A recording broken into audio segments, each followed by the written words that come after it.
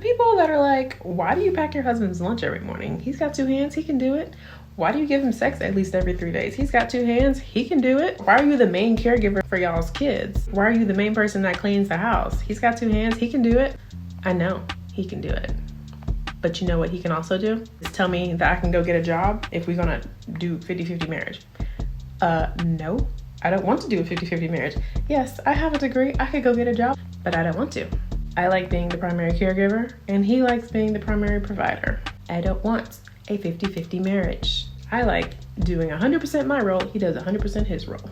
What do you bring to the table? Still the wrong question. A good man will bring the table. A good woman will take care of the table. He'll bring the food, you cook it. He'll bring the house, you clean it. He'll bring the seed, you birth it. He'll bring whatever, and you transform the table. Stop telling men that what you have to bring to the table is a goodie box. Your goodie box is trash. Why do you listen to your husband? Like, why don't you just do what you want to do and just not tell him? He's not going to find out anyway. Yeah, that's not how our marriage works. I do trust him to make the right decisions. You don't trust your man? I mean, yeah, but sometimes I know what's better and he don't. But my husband has a track record of leading us down the right path every single time. Like, he's never steered us wrong. So why would I not listen to him? Where you find him at? Well, the difference is, and what makes him able to lead is because he's led by God. So get you a godly man that can lead you. Get you a godly man that listens to God so that he can lead the family the right way. Oh, you gonna send me the Amazon link for one of them kind of men's? I got you, girl. So, you've heard it said that a woman can have sex with who she wants. A man has sex with who he can. There's some truth to that, but here's the balance. Now, the man marries who he wants. The woman marries who she can. The sex that you are currently having is jeopardizing its way into your relationships in the future, and you don't even know it yet. Plus, these clowns that you listen to on YouTube and TikTok, they cannot teach you that because they do not speak the king's language, and there are not many kings, but that's okay too. Follow me. I will teach you. Godly men seek godly women. So if you're hoping that a godly man will find you, but you keep attracting like all these trash dudes, it's probably something about you that is attracting them. If you are a woman of class, you will not attract a man of trash. They know that you're out of their league. They won't even try. They'll just like your pictures online. Why is it that when a man doesn't want his child, he's considered a deadbeat dad? But when a woman doesn't want her child, it's considered pro-choice? Show me. In a world of women can do anything that men can do, anything they can do, we can do better. In that world, I'm here to say women should not propose to men. If you propose to him, you're taking a leadership role. You're saying, I am the captain of this ship. I'm the captain now. And this is the direction that I want to go, and I want you to come with me. You follow me. Do you see where I'm talking? Do you see the backwards dynamic here? You not want to marry a man who will lead you? Why do you want to marry a man that will follow you? There's always going to be that dynamic that's off. All right, you mean to tell me this woman will do 500 squats a day, 5 hours of cardio a day, but she can't walk 5 feet to make you a sandwich? She's trash. And you can tell I sent you. They say that the key to a man's heart is through his stomach, as in what you feed him. I don't know if I believe that, but I will say it's definitely not true in every case, because I could not cook. When I got married, I could not cook. So I know Henry did not marry me for that. Might have been some other things. The whole first year of our marriage, Henry would pour barbecue sauce on everything that I cooked him because he didn't like how it tasted. But did I give up? No, I kept learning, kept looking at recipes, kept watching videos, kept trying. And eventually I got to a point where my food was good enough for him. Either that or his taste buds fell off. Excuse me, ma'am. I want you to take off from the gym today. Put the leggings away. We're taking off from the gym today. A man is not interested in how much you can lift. He's interested in how much you can carry. Can you carry his burdens when he needs it? Can you carry his children when he needs it? Can you carry his peace when he needs it? This is the language of kings. Prolonged silence in a relationship equals emotional distance. Nobody likes being ignored. Nobody likes feeling invisible, especially to their significant other. Yes, there are times when you should probably hold your tongue in an argument until you have a level head so that you can communicate effectively. But prolonged silence, the longer that the silence builds, the further apart you guys will be. Emotionally, mentally, sexually, intellectually, and then the resentment will just build. Oh, my sister, this is for you. You are not the prize. You're the gift. Now, if you don't know the difference between a gift and a prize, then this is my gift to you. A prize is a reward for winning a war, a battle, a game. But a gift is pre-packaged, already designed for a specific purpose, to go to a specific place. God has designed you to be a gift for your husband, not a prize. The day I changed my thinking from, look at all the things that he's doing and he's not doing. Lord, please fix him. The day I changed from that into, I wonder what it is that he needs me to do. I wonder what kind of wife he needs me to be. God, please help me be the wife that he needs me to be. That was a huge turning point in my marriage. If I put on a swimsuit and my husband says, honey, where do you think you're going with that one on? That is for my eyes only. You need to cover up some more. What do you think my response will be? I'll go ahead and tell you. Sure thing, babe. Want to take me shopping? It's that easy. I'm not oppressed. I'm not in an abusive marriage. My husband is not controlling. My husband is a great leader, and he doesn't want other guys looking at my donk, the one that is for him, and I respect that. And I like to go shopping.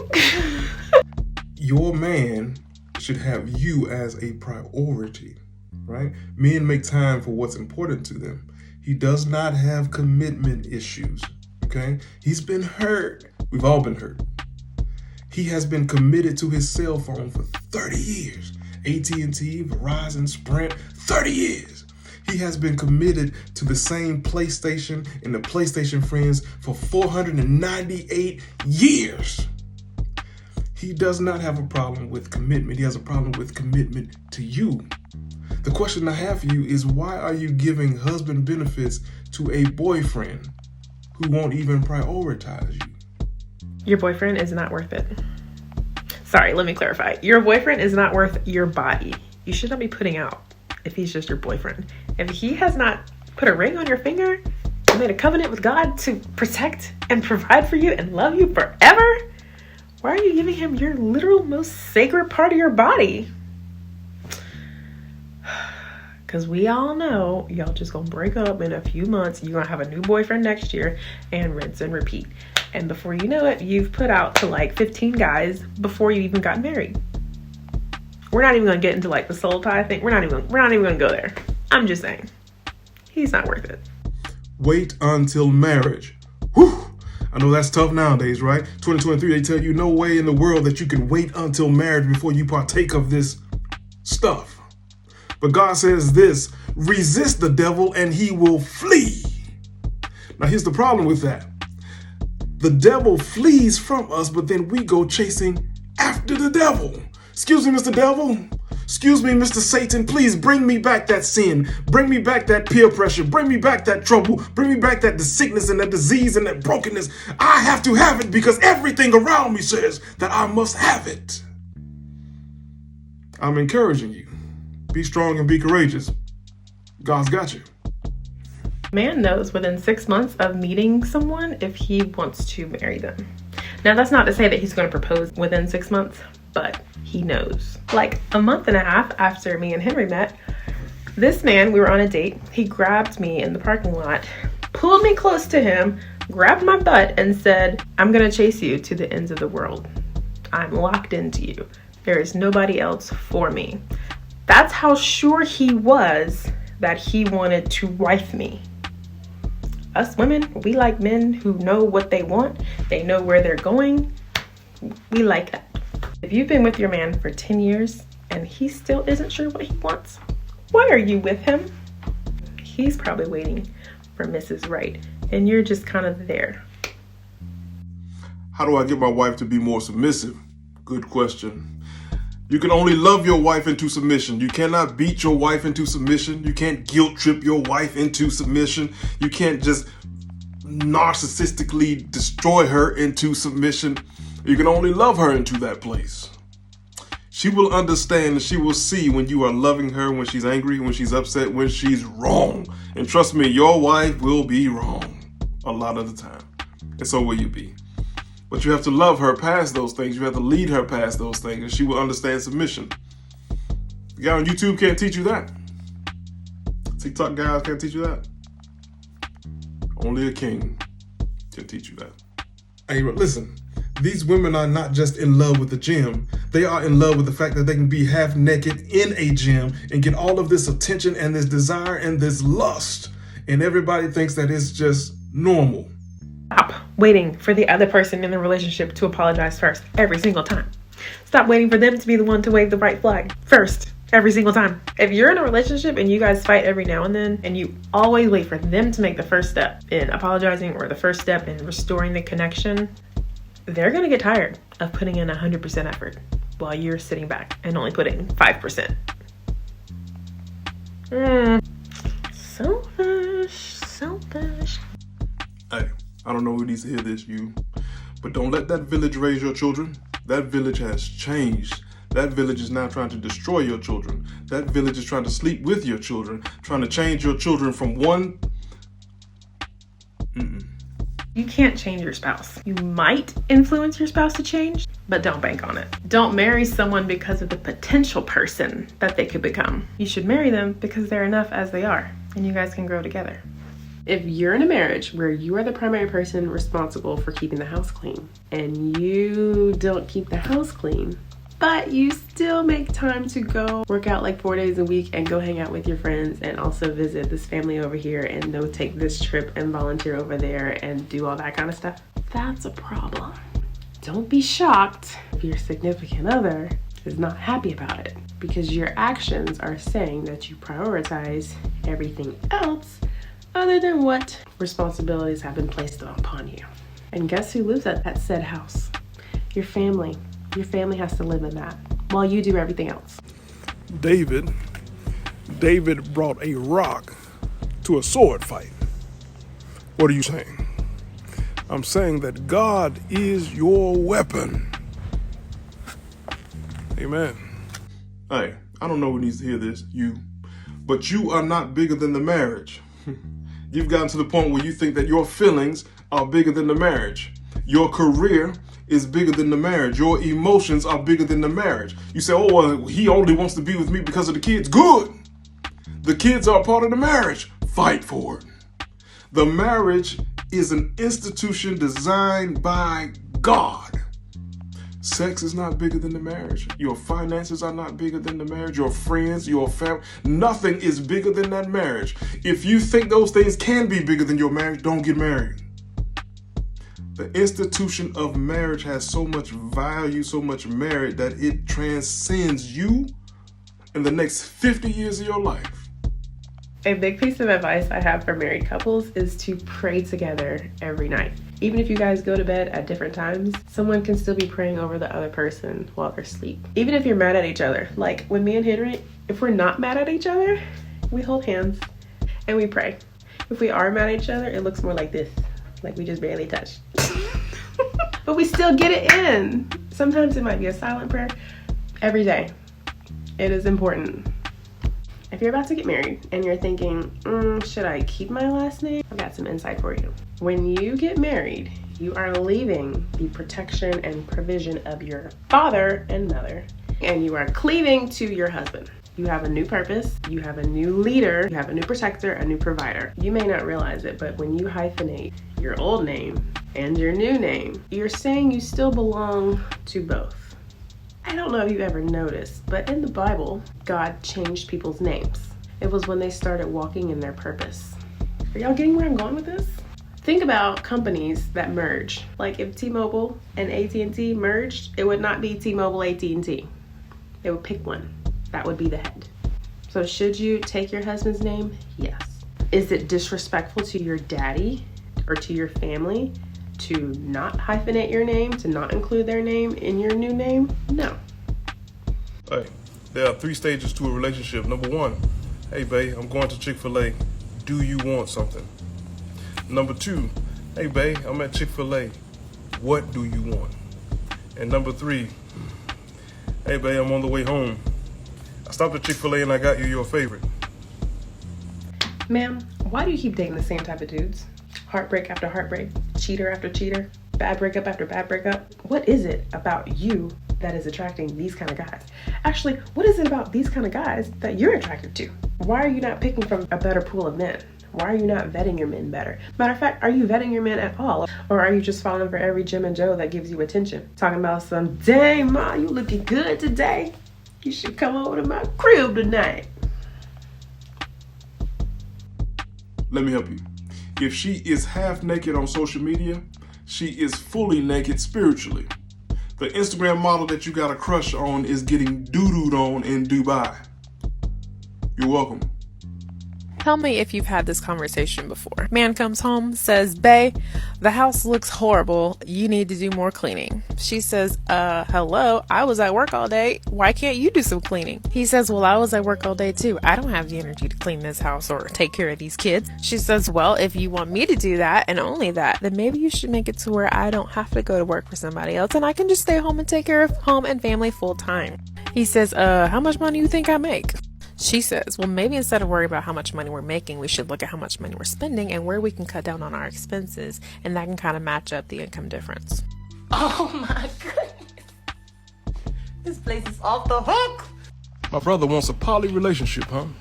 Brother, it will take you your entire life to love just one woman. Never mind the fact that you want to make $30,000, $40,000 a year. You probably need another job.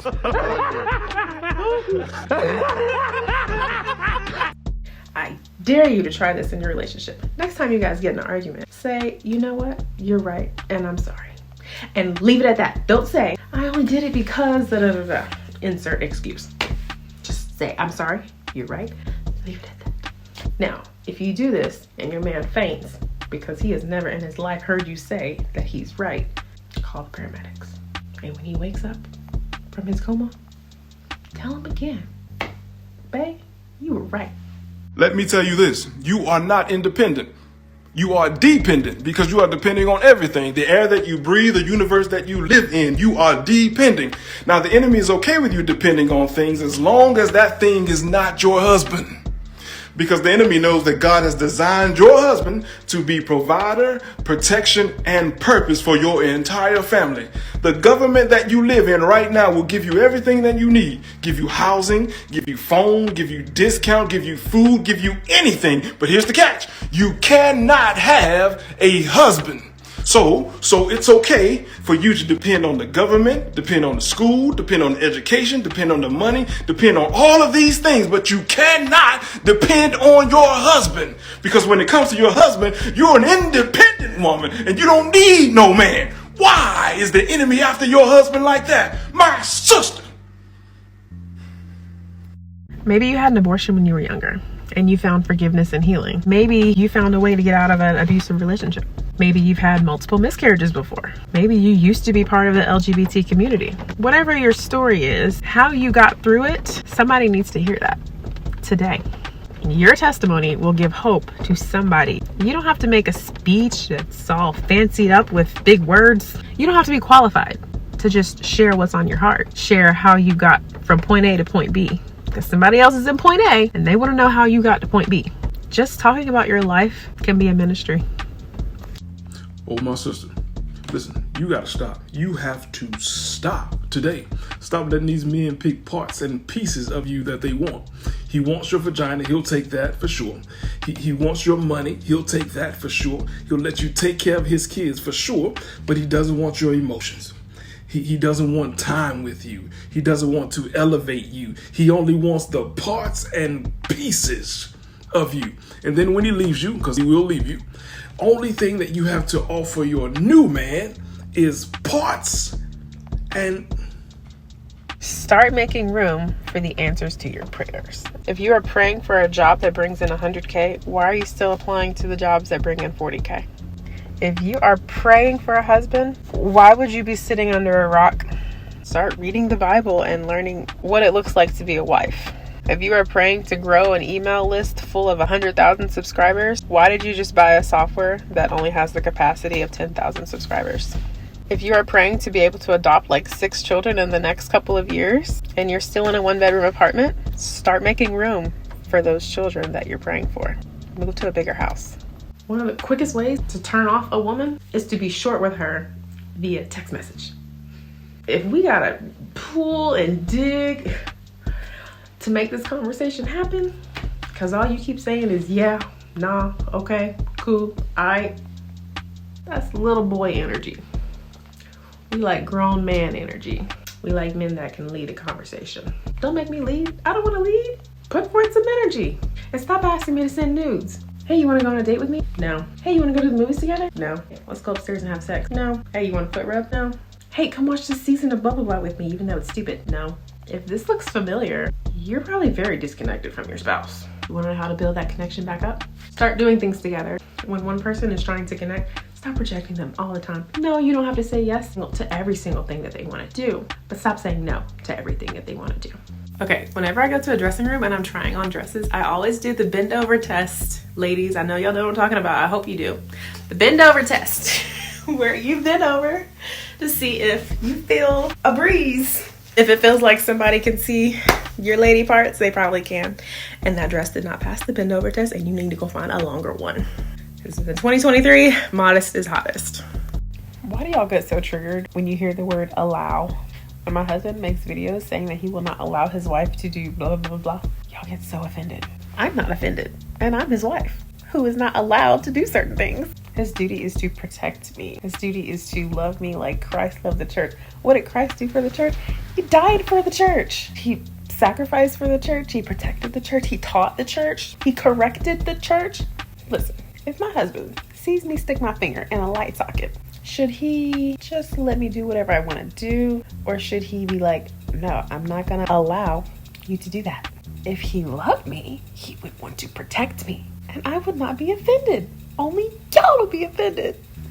You mean to tell me that you went and told all your friends your relationship or marriage problems and you forgot to tell them that one thing that you did that probably started this whole thing? So you really only told like half the truth. And of course your friends are biased. Anybody who listens to your side of the story is going to be biased. And they're going to be like, well, he's trash. You need to leave him. He ain't worth nothing. He was wrong. You were right. That's where you're getting your relationship advice from? Especially when you're asking your single friends? I'm just saying, tell the whole story or don't tell it at all. You don't need to have everybody in your business anyway. To destroy a country or a home, you must first destroy its king. If you can destroy its king, then you can destroy its protection. Your country right now will tell you that it will give you food, shelter, cars, phones, whatever, if you can prove that you do not have a man, a king. Then it says that a man is too bold, too strong, too toxic.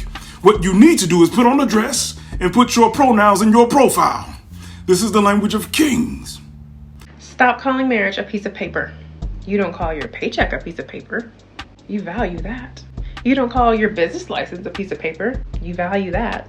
You don't call your degree from your university a piece of paper. You really value that. But marriage, designed by God, ordained by God, lifelong commitment.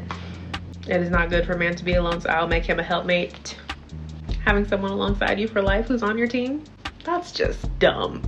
Piece of paper. I don't do things for my husband with the expectation of him returning the favor. I do things for my husband because I love him. I help him unconditionally. I serve him unconditionally. I love him unconditionally.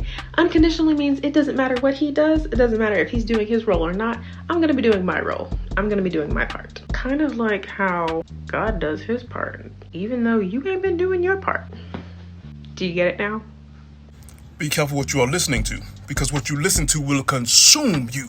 There was a time that our women were so respected and so powerful that they would never twerk for the gram. But now, because of what you listen to, Cardi B, WAP, whatever, you do so. There was a time that you would never even think about a poly relationship, but because of what you listen to, you wouldn't even share your Wi-Fi password, but you're thinking about sharing your man. Our men were so bold and so comfortable in being men, we would never let another walk the street knowing that they had beaten our women.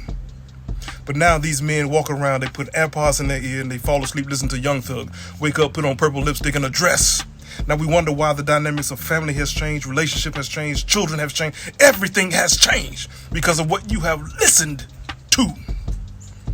Don't start your marriage with one foot out the door. Don't start your marriage with 13 different backup plans. Backup bank account, a backup boyfriend, plans of whatever will happen when your marriage fails. If you are unsure about who you're marrying, why are you marrying them?